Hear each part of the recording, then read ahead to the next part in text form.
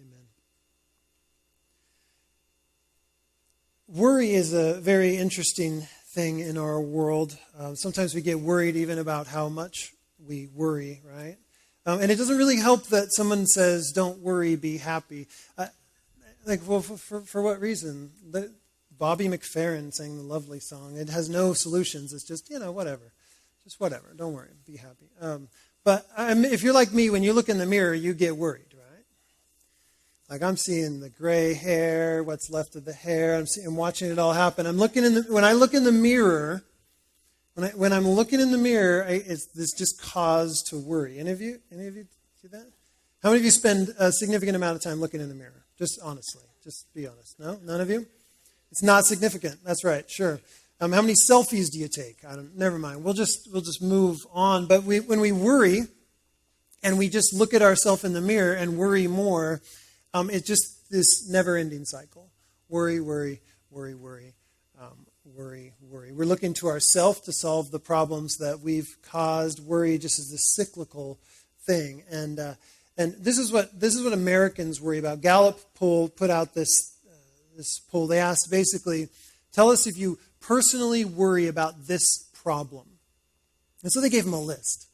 It's not about the state of your soul or mistakes that you've made in the past or the things that haunt you, but just generally the availability and affordability of health care, federal spending in the budget, hunger and homelessness, drug use, crime and violence. Those are all above 70%, either great deal or fair amount.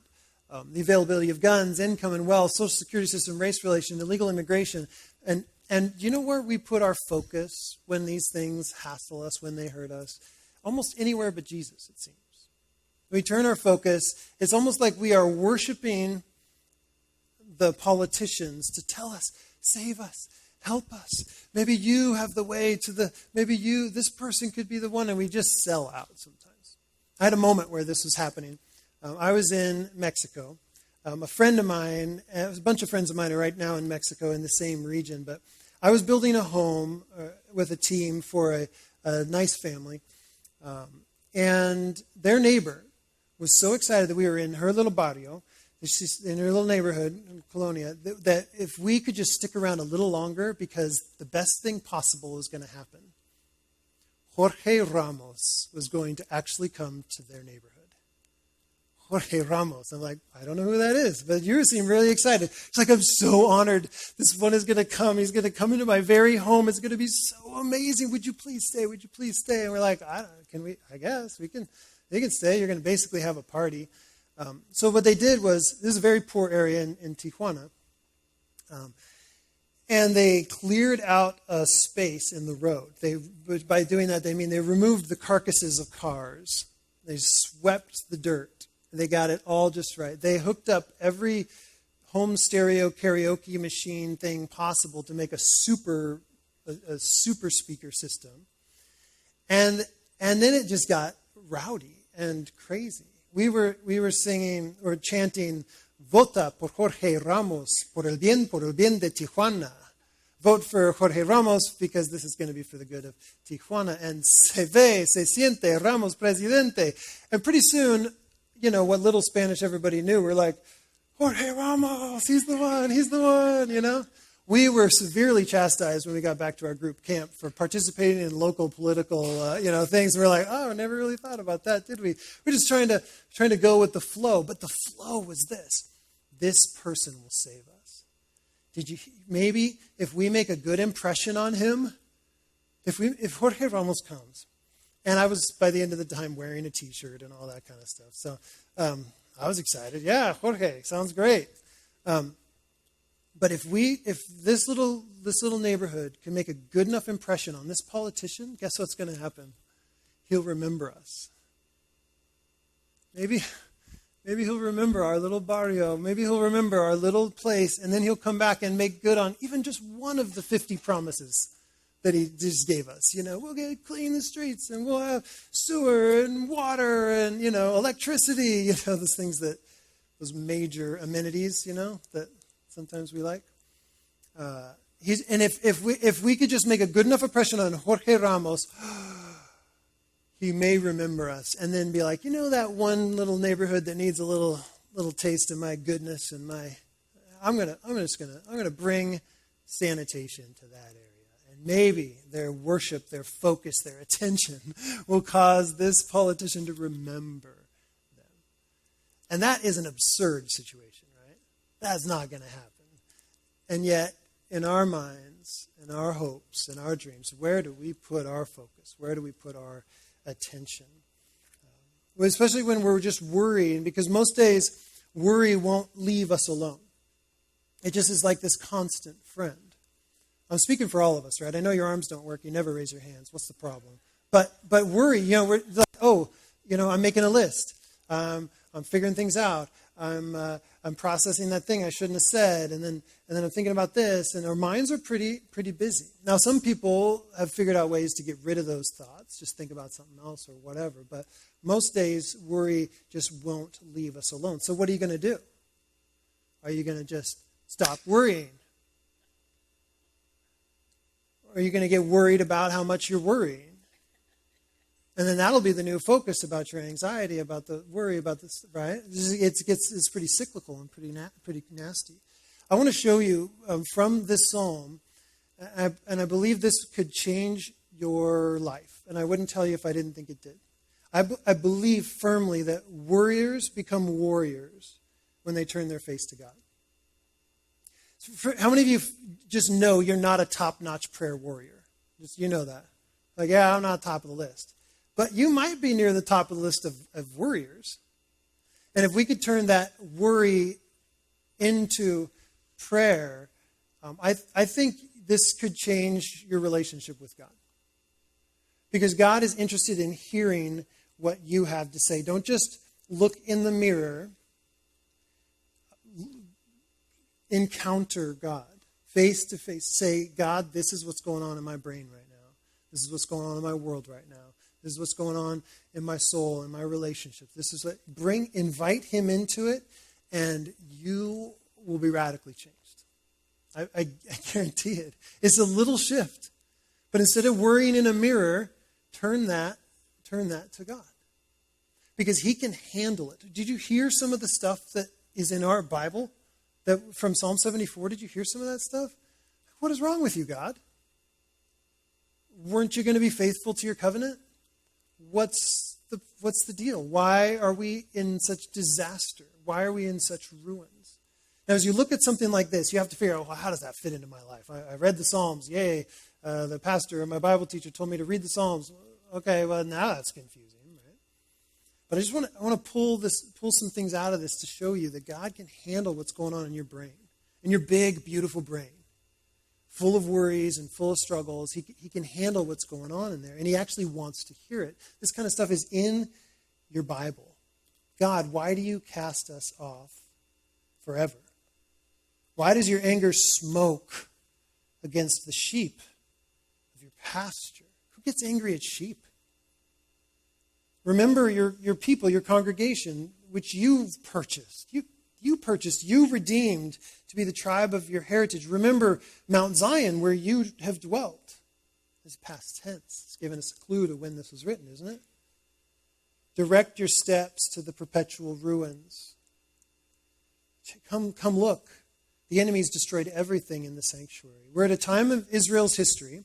Israel was a small nation on the east of the Mediterranean, very much central to a lot going on in the world, right in the middle of it. And Israel was a powerhouse of a nation.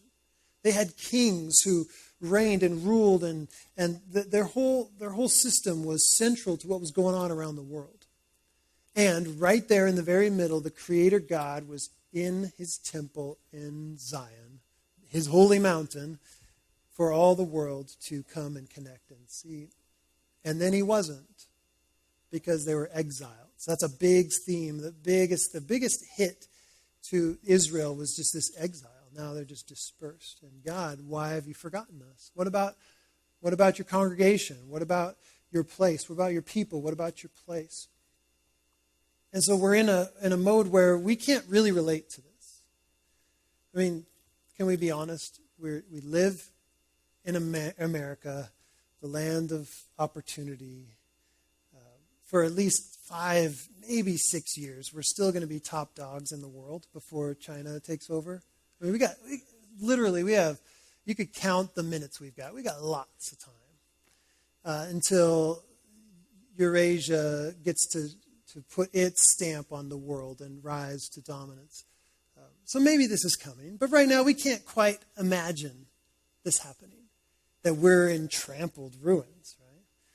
But yet you can also kind of think of some times in your life, right, where you're just like, really? This is your plan? This is what you were hoping to do with me, with my life, with my church? This is what you were... That doesn't seem fitting for a God as glorious as you are. What is going on? Would you remember us? Would you remember your people?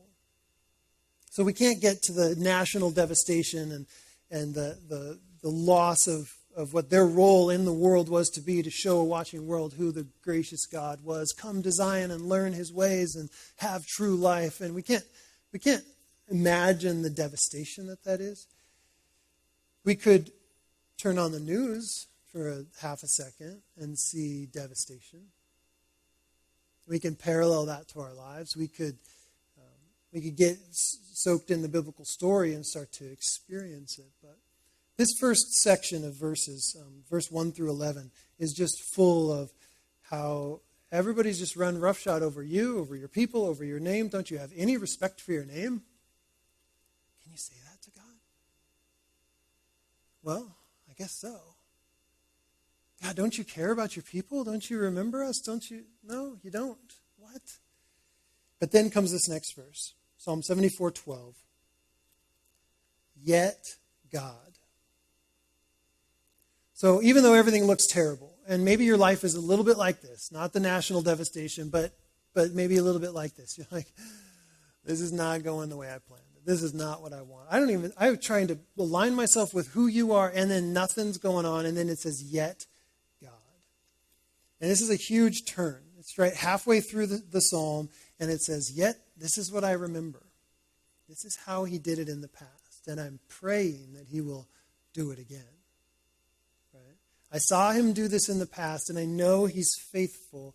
And so I can be faithful to him, knowing that there's something coming in the future, that he will prove his faithfulness again. It looks back in order to look forward. Yet my God. And then he says things like this: remember God. Remember the enemy. Remember the foolish people. Don't deliver the soul of your little turtle dove, said that version. Your little dove to the wild beasts. Don't you care, God? Don't you care? Remember, remember, remember.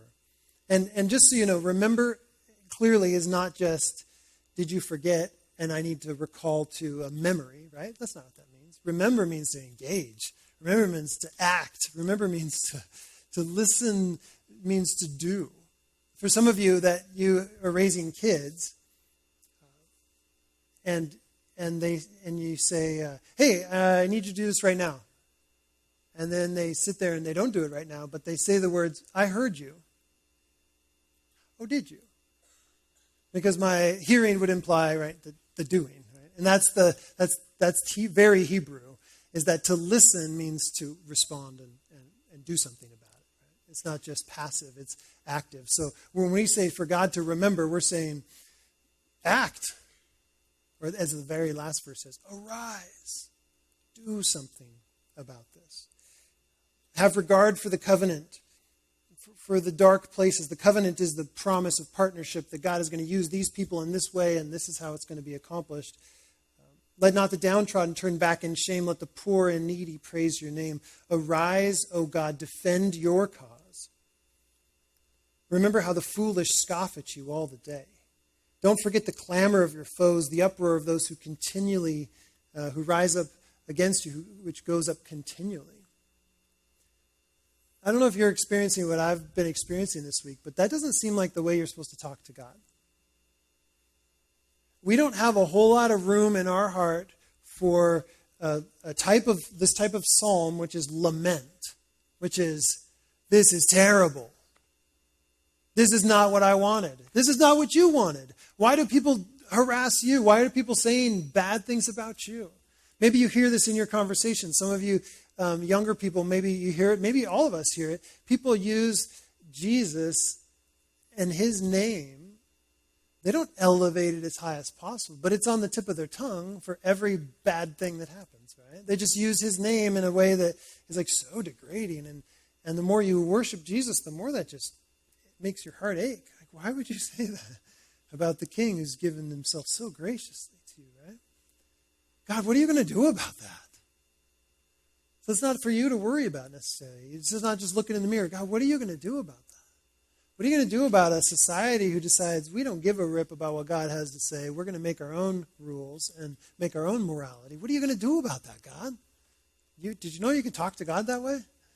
You can take all of these little worries, all of these little struggles, all of the things that are going on in your mind and heart, and go from being a worrier to a warrior by just shifting the focus. God, what do you think about that? Do you know he would love to be in that conversation with you? Absolutely love it. If you think back to the very, very, very beginning, and then move up a little bit, but because now I have to go to the Garden of Eden. But page 2 of the Bible, you've got humans walking and talking with God, getting the wisdom to know how to rule and reign on his behalf. The assumption is if they stayed walking and talking with God, they would get all the wisdom they needed to know how to walk in their daily life and subdue the earth and multiply and fill the earth and reign. That word subdue or subject is to reign throughout life. They would know how to walk. They would know how to engage because they stayed really tight with God. He wants that. If you go all the way to the very end of the story, we see God coming, bringing the new city, the garden city of Jerusalem, where everybody gets to come, and he's going to wipe every tear from our eyes. He's going to be with us. He's going to walk and talk with us. And in the meantime, we're here where he says, I've given you my spirit to dwell in you, like the very temple that's being damaged here, right? The very temple that's being destroyed. Now we are the temple space where God will come and meet. So this is who we are as his people. And he wants to walk and he wants to talk with you. And so this is the shift, right? Warriors become warriors when they turn their face to God. When you say, okay, so this is what's going on. What do you think about that, God? Matt, really struggling with this thought process that's going on in my mind. What do you think about that? What do you need me to learn about this? It's a constant conversation. Maybe you've heard people talk about that. Pray continually. But you don't know how to do it. Well, this is how you do it. You just say, this is all the stuff that's going on. What do you think about this, God? What are you going to do about it?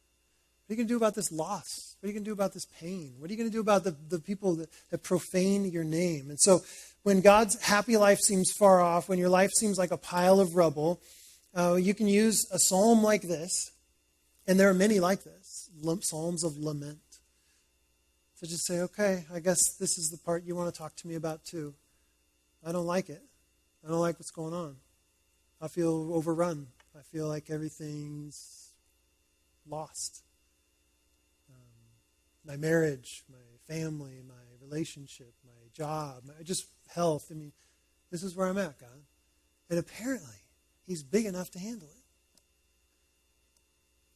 Who knew?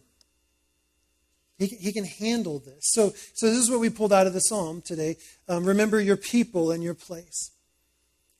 These are the people, and this is the location. Well, now we're his people, and guess who? We're this place, too. So he's remembered you, yeah? We know that the answer has come. He's in Jesus, he's come and remembered us. Remember the lies that people are telling in our lives. The promise and that you've made and the poor people, what you want to do in the world, and then all the clamor that they're talking about how they've defeated God, and God is now dead, and we don't have to interact with him anymore. So I'm just asking us, church, and there's good reasons. Why don't we turn our problems into prayers? Why don't we turn our worry into worship?